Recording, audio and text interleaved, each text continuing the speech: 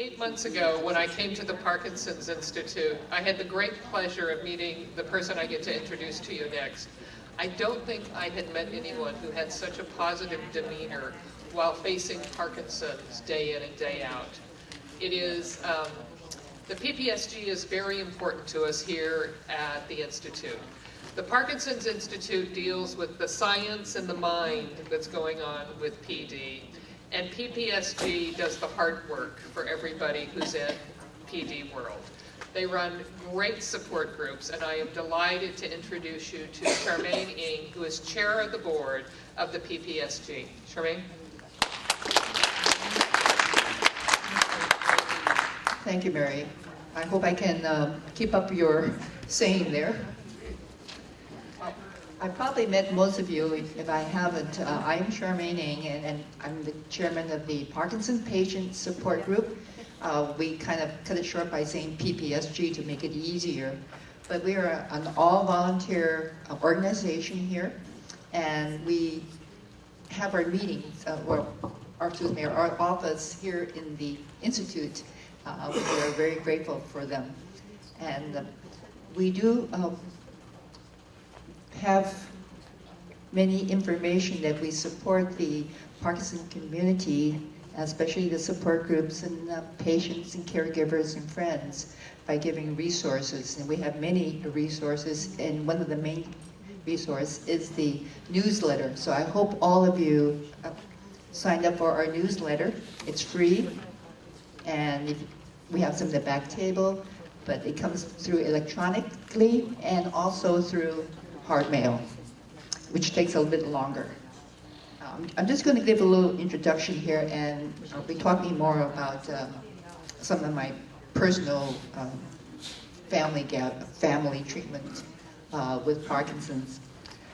But also, we do have, besides our newsletter, we're on the website, and there's many information about resources that you can get a hold of. And we also have a packet for relative new patients who are diagnosed within the past couple of years, but it's good for any patient also, and also caregivers who do want more hints and suggestions and many resources. Our support groups, we have about roughly 50, mostly in the northern and central California, and especially on the coast here. And we have a list here if you don't belong to one, but this is, you can find on our paper here. And one of the things that is important is for exercises. And we have a list here of exercise of different types. It could be for like walking groups, I've heard someone that's walking, and therapy at home, and dance programs, but swimming is very important for the patients to have exercises. Also, I'd like to just to give you some of my own personal background with Parkinson's. My husband had, they call it MSA, this multi-system atrophy. It's an umbrella for many of the atypical disease of Parkinson's. And his particular one he had was OPCA. It's called olivopontocerebellar atrophy. And 10 years ago, it's not very much known about it as it is now. But the way we deal with it at that time, like most patients, it took a long time to get a diagnosis what he had. And for several years, we didn't know what was his situation as far as Parkinson's. But with my family, at that time, they were in college, so his condition was pretty much, at the beginning, pretty much kind of normal type, except for slowness, and especially his handwriting, which is very common, getting smaller, micrographia, and especially with he being that, another one that was his voice that lessened, and because he taught in college, one of the things he liked to talk, that he can throw his voice clear back to the end of the room, and then eventually it got softer and softer, and again, this is related to the condition. But my family got involved in helping, basically it's my youngest son who lived close by, he was in college locally, but my other two were away, so they didn't participate as much as helping the family, except when they came home. But my son was going to come today, but he couldn't make it. But he would take my husband to voice classes, which is very important. That's where we make your voice stronger. So they have what they call Loud, which they have here in the Institute. I think Randy teaches that course. And exercises, walking, and here they had gait and balance, and he did that way at the beginning. But there's many, many more exercises, as I already mentioned, on the sheet here that you can participate in. Dancing at that time was not heard of so much in Parkinson's, and he loved to dance. But one of the things I remember at my niece's wedding, when his condition progressed much more, that he got up from his wheelchair and he really, really wanted to dance. So he danced on the floor. So everybody supported him. And here at the Institute, they also have dance classes. And I know many of you participate in that class too, enjoy it a lot. It's really helped to make the mind and movement better. One of the things we have, getting involved with your children, I guess older adults, a lot of the children, older adult children have families, so it's pretty hard to get them in helping out all the time. So these technology, which over here what I'm learning today, is really kind of helpful to have that. We did have a person who come in the very last toward his end of his sickness, and it was really, really nice to have a care person come in for a couple hours. I thought I can always do it myself, but it got to the point where it was really kind of wearing me out. So it was really a blessing to have finally to listen to somebody to say, just come in and take care of my loved one for a short period of time, a couple of hours. And it made a difference, and pretty soon I want more than a couple of hours. It was really nice to be just being able to handle myself and not worry about clean the floors or worrying about the house, but the person just took care of my husband during the few hours, which I really enjoy. My children now are, two of them are married, but no grandchildren. But this is a book that I thought was very helpful. If you have grandchildren, they seem to understand a little bit more about grandparents' situation about the Parkinson. It's called I'll Hold Your Hands So You Won't Fall. And it's very, very easy to read and understanding for, to explain the information about Parkinson's to your grandchildren. And you're welcome to look at it in the back. Some of the other books we have here is Comfort of Home. And this book is very helpful because it tells you how to be a caregiver, but there's other things how the patient can handle things at home to make things much safer and do things, safer so things won't fall, to prevent falling. Sorry about that. And it's also very important to be able to have a very positive attitude, which is very important for patients because having Parkinson's is an adjustment and it's adapting. So whatever you want to make out of the Parkinson, it's the idea of having something told to you at the beginning. It's hard to accept at first, but what you want to do with it, and you can make the best of it because we want to have a happy and healthy life and just to make things better for your living. So good attitude, with good spirit, really make one easier for the Parkinson patient. And it makes life for the family much easier too, to work together. Again, for going out with family, caregivers, the support group is one of the nicest things that you can have. So you can meet other people who have similar situation. Everybody is different with Parkinson's, but there are similar things that one can talk about and share. So with caregivers and with patients, you can discuss things there and brought things without being ashamed or embarrassed, because everybody has something that doesn't work out as well. So here they can share and meet other people.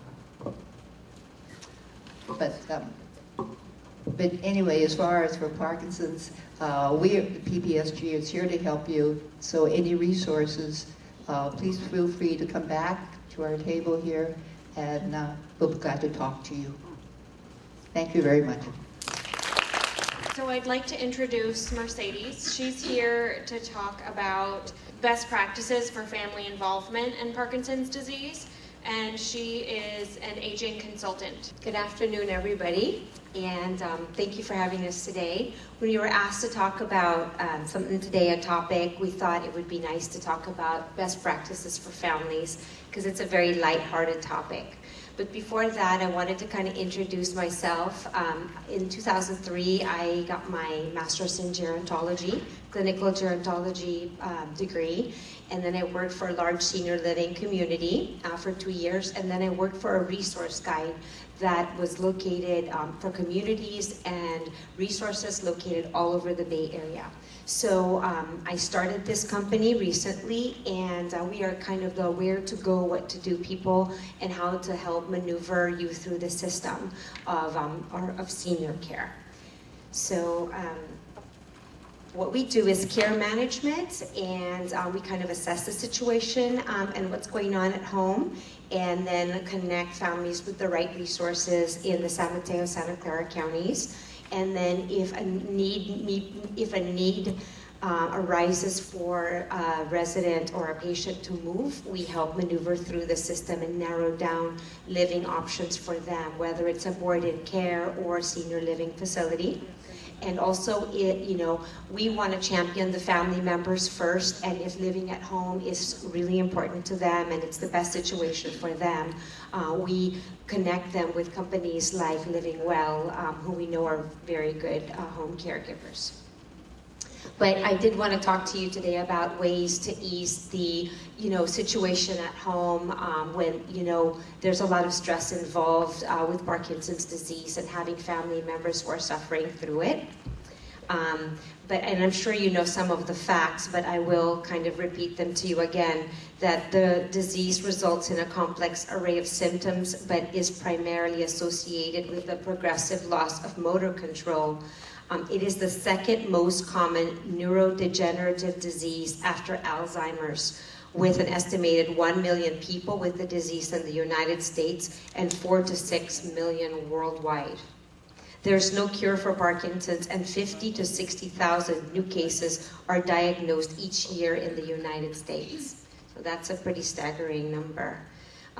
So I want to talk to you about best practices that you can adopt at home that can help you if you have Parkinson's disease. It was mentioned here a couple of times that exercise is very important. Of course, you want to talk with your doctor about the different types of exercises you can do. I heard a gentleman talk about running here earlier, that he likes to run, but because his knees aren't so good, that's not going to work out. But there's chair aerobics, and there's different types of exercises that you can do as a variation of that.